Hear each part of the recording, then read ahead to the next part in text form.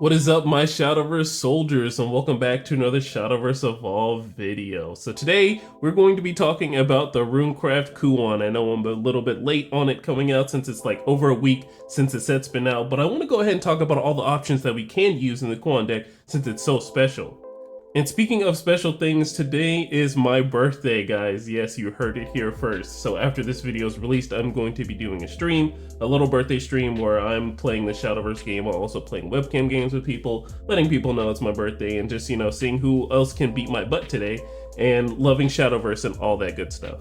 But outside of that, let's go ahead and get into the video.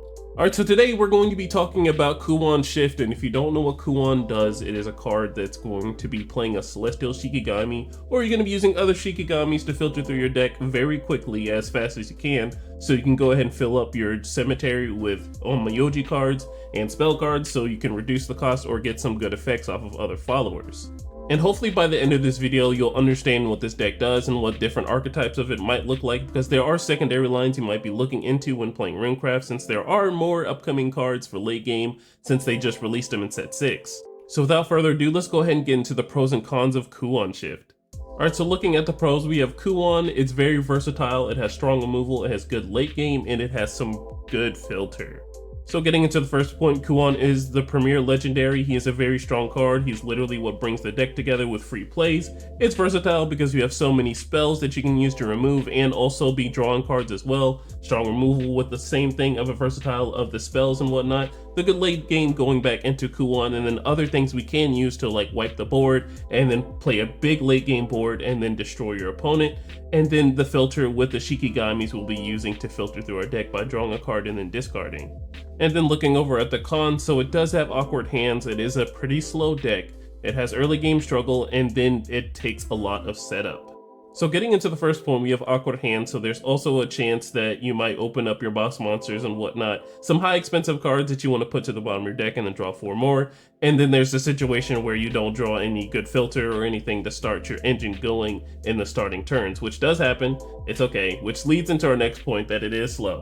So you're going to be trying to react to your opponent the first couple of turns, because they're going to play a card. You're going to be either drawing or sort of like taking care of their cards because you don't want to take any damage. And that also goes into the next point of the early game struggle. So if there's a deck that's really just pushing your face in with short followers, small followers, and they can really get some good damage in by like turn 5, turn 6, then you're in a really bad spot. And that goes into the last point of the setup. So it takes a lot to set up. You need at least 7 cards, that being Onmyoji and spell cards, to really get your engine going, and then being as an annoying deck, or I guess a really staple deck to start off with. Alright, and then we have Kuon. So Kuon is the premier legendary of set 6. Anybody who's anybody has been waiting for Kuon to come out. They say that this deck is going to be the age of Runecraft. I have very high hopes for it because I love Runecraft. If anybody knows me and loves this channel, like I do, I absolutely love Runecraft and what Runecraft does. But if anybody knows, prior to set 6, Runecraft has just been copium with Lashena, and then we had the Giant Chimera, and then we had Daria, and it was just like, okay, well, what can Runecraft really do? But now we have a staple card, and that is Kuon. But getting into Kuon, he is a 15 cost 5/5, and this card costs 1 less to play for every spell and Onmyoji card in your cemetery. It's a fanfare ability. If there's no Celestial Shikigamis on your field, you summon one, and then you can engage them to select 2 Shikigami followers on your field and give them Storm, with the 4 cost Celestial Shikigami having Aura. And getting into the Celestial Shikigami, so with other Onmyoji cards, this is going to be a 5/5 if you know what you're doing. And the other thing about Kuon is you can play multiple Kuon since they are going to be free. If you have the total of 15 in your cemetery, you can go ahead and put multiple Kuons on the field, and then you can D-shift, which we will be using as our spell card in our deck. Alright, so let's go ahead and get into the Onmyoji cards. So we have Shikigami Summons, that's our spell card with Traditional Sorcerer, with Curse Crafter, and Demon Caller. So starting off with Paper Shikigami, so you summon a Paper Shikigami token, and if there are at least 7 spells and Onmyoji cards in your cemetery, you draw a card. So what I was saying about the deck being slow is that you would need at least 7 cards to replace the card in your hand. Yes, the Paper Shikigami is a 2/2, and when it dies, you do draw a card. But if you don't have those 7 cards, you're really going to want to keep as much cards in your hand as possible. Alright, and then we have Traditional Sorcerer, so it's a 2 cost 1/4, and whenever a Shikigami follower is put onto your field, you give a ward. And then Fanfare, when it comes into play, if there are at least 7 spells and Onmyoji cards in your cemetery, you summon a Paper Shikigami token, and you give your leader +2 defense. So at first glance, this card isn't all that, but if you have the Celestial Shikigami on field after you play Kuon, so it's going to be a Aura with Ward, so they have to swing into it and they can't use spells to remove it, so that's pretty nice. But the fanfare ability is what I was talking about this deck being a little slow, is because you need the 7 cards in your cemetery to get the Paper Shikigami and the +2 defense. But if you're able to filter like what the Paper Shikigami does, which we will talk about, then you should be able to do it very easily.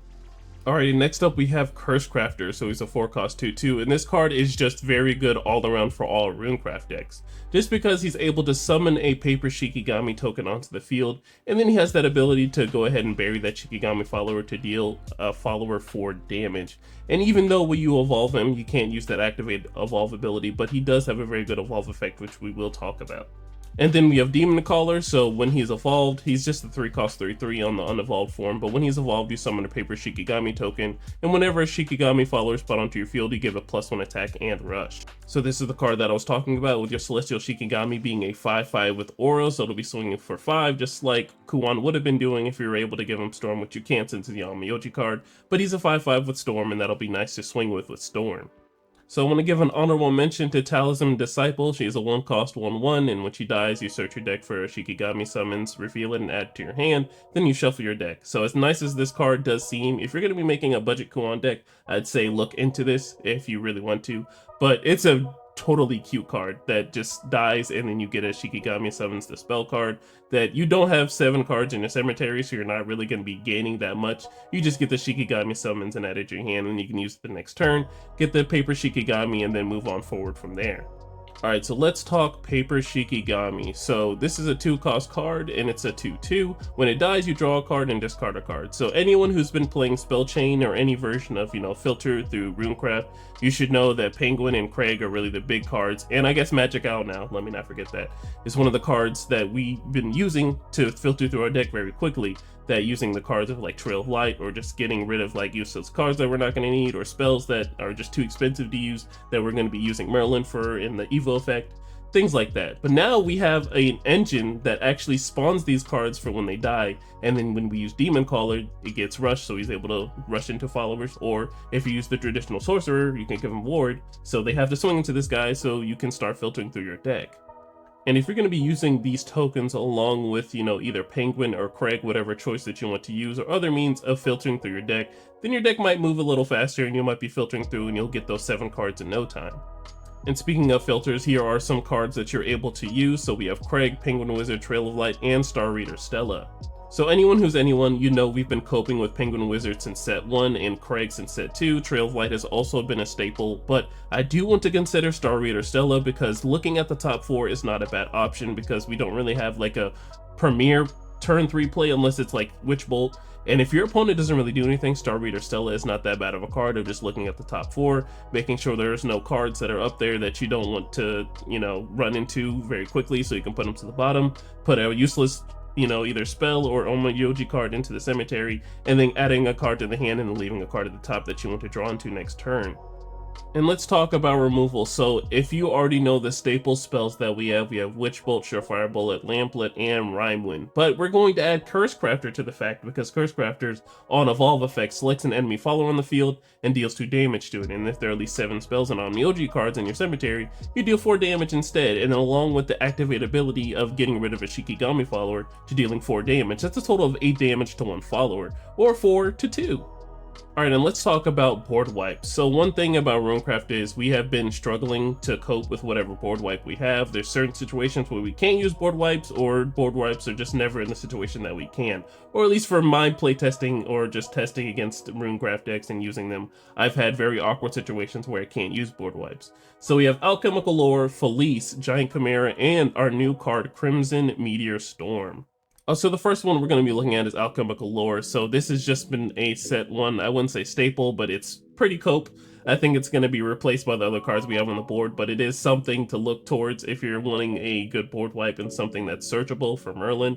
You can also get Crimson Meteor Storm from Merlin too, but if you need it a lot quicker and you need it, then, I'd say Alchemical Lore, but I think that's one of probably the honorable mentions of the board wipes here. And then we have Felice. So Felice is my personal favorite because it does take care of a good portion of the board. And if you're going to be rocking the Earthright cards, that either being Gingerbread House or Teaching's Creation, that either like heals you or just replaces the card in your hand when using it, it's pretty nice. So she swings for 4 and then you get to wipe the board.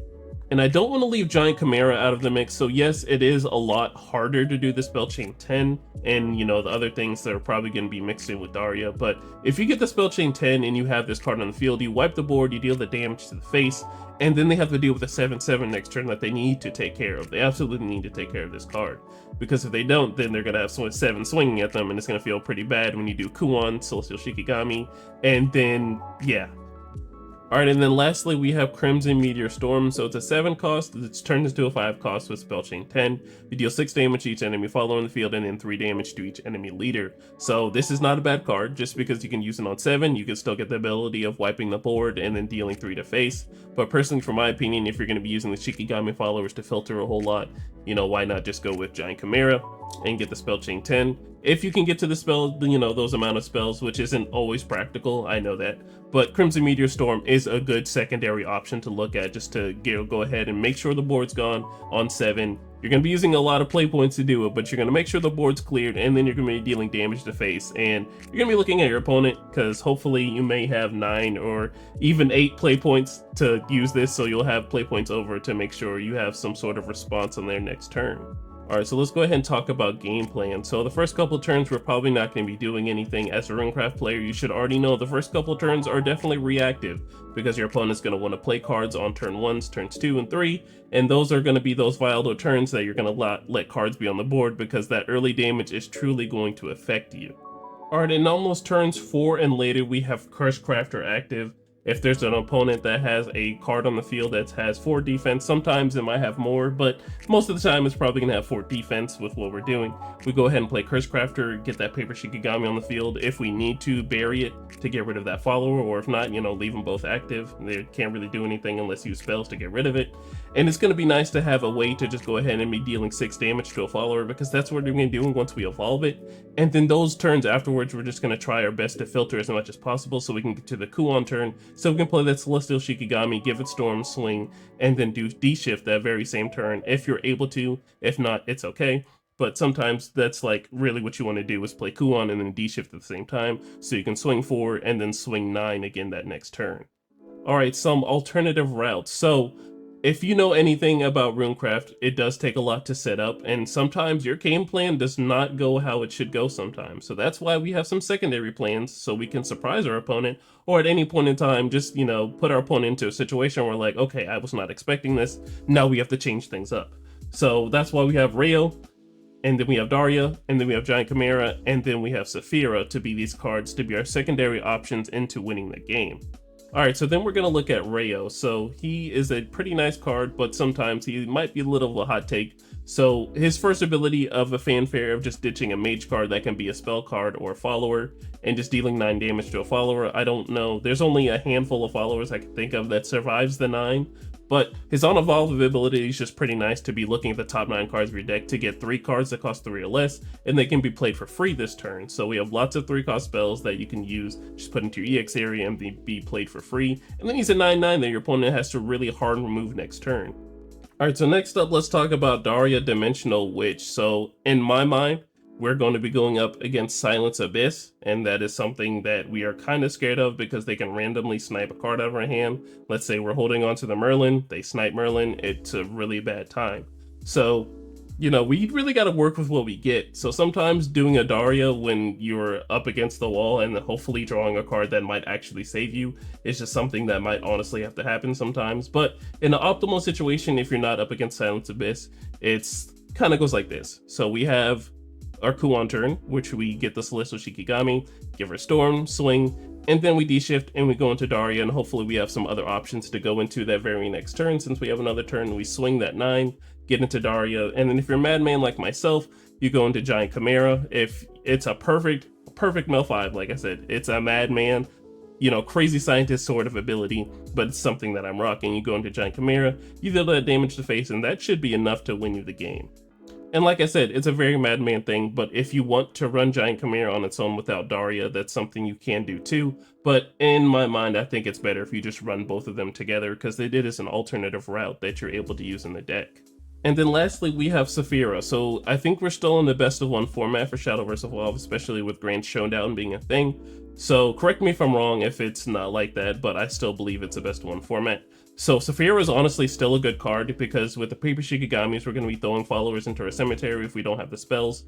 And then if we play those followers as well, then that's double the fuel for Saphira, because once we play a card, our opponent's going to definitely want to answer them because they don't want them to stay on the field. So that's just more fuel for Saphira. So Saphira can be a big follower to swing and just finish them off if you need to. Honestly, this card works perfectly well with D-Shift too, because you swing for that 9 that very next turn, and then you D-Shift, you still have your followers in play. And then you can play Saphira and then have those play points, and then she's going to be a big swinger, and then she has Storm, and then you swing at her, and then that's the end of the game at that point. Alright, so then we have the tech cards. So we have Israfil, Execution, Angelic Snipe. So Israfil is a good boss monster to still be using, just because we can evolve her, and then, you know, on her regular ability, we just heal 4, get some life back, board wipe, have a 10-10 on the board, your opponent has to hard remove it, or they want to take 10 to the face. Execution is just a good card to search for Merlin if your opponent, you know, drops a amulet or a card that's really scary and you don't have the hard removal for it, and you have 7 play points, then, you know, you can just go ahead and drop Merlin, get Execution, go ahead and deal with the card, and then start moving forward from there, and then they're gonna have to deal with the Merlin. And then we have Angelic Snipe, which is a good card, so I pair this up with this and Bellringer. It's just hand in hand. We need spells, and Bellringer is nice to go ahead and get 1 card back into our hand, but at the same time, we need spells in our cemetery to really help with our game plan, so I'm going to go more with the Angelic Snipe just for the security of the early aggression stoppers and stuff like that. So Angelic Snipe is a very good card to be using still. Alright, we are finally here with the grading of Kuon Shift. So if you know how this goes, before we give any good of grading, we're going to look at a deck list of the deck and, you know, just a little template that I made that you guys can either copy or just go ahead and edit to how you like it, because it is not a deck that'll work for everybody. I'm going to say that now. It's just a template, you know, change it around to how you like it, but it's what's been working for me so far when I've played it. Alright, so this is a sample deck list of what I have put together. It has all of the options that we need, you know, 2 insights, of course some aggression stoppers, traditional sorcerer, rhyme wind, things like that. Curse Crafter, good on Myoji cards, 2 Witch Bolts, some Merlins and whatnot. Now I went with all 3 of my personal favorite for the alternative routes. I definitely, if I would change anything, I'd probably take Saphira to 1 to make this a 40 card deck, just so we can get through it very quickly. But as Runecraft, I know you can run, you know, more cards in it, which is fine. But personally, if I were to make it a 40 card deck list, I would go ahead and put Saphira down to 1. But there are chances where you might either mill her, or, you know, if you're playing against Silence, she gets sniped, and, you know, that feels bad. But, you know, whatever happens, happens. But we do have other lines, you know, that Daria or, you know, Giant Chimera to fall back on for the X amount of spells that we have, which we have tons of them to turn them into Spell Chain 10 to just deal 5 to the board and 5 to face, which is nice. And if you have Daria on the board, if you haven't done your D-Shift or anything, this turns into a lot of damage onto the board and a lot of damage to face, so it pairs up very nicely. But like I said before, I will be putting the deck code in the description below, so go ahead and check it out, and let's go ahead and get back into the grade of the deck. Alright, so getting back into the grading of the deck, I want to go ahead and start off by saying we go on a list from S tier to A tier to B tier, C tier, D tier, and then F tier if the deck is really that bad.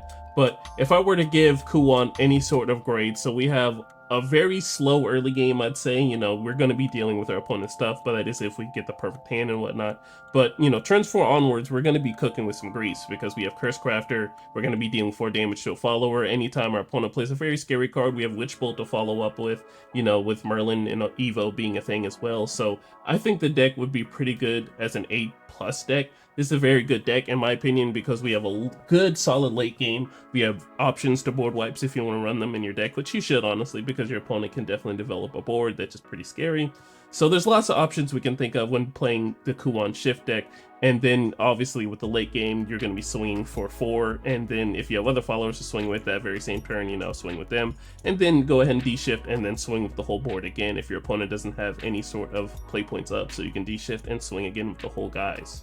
But alrighty guys, we got through it. Thank you so much for watching, and like I said in the beginning, it is my birthday, so thank you for all the happy birthdays that I might potentially get in the comments or whatnot. If you don't, that's cool too. I still love you guys. I do want to remind you guys that I am going to be streaming as soon as this video is over, so if you want to either play games with me, check me out in the Discord. It's not going to be in my Discord, but it's going to be in the Shadowverse Evolved Discord, so check me out. Or I'll also be playing Shadowverse, the client, and doing the story thing, and I'll have a poll about that later on, probably next week, once I post a video about it of whoever story that I'm doing. If you guys like that idea of me doing like the Shadowverse lore and learning about things, because that's what I've been thinking about this past couple of months of doing, but I haven't had the accessibility to do it. But I'm finally going to go through with it, so once I'm done doing that, you guys can go ahead and vote on it once I put a poll on it on my YouTube channel.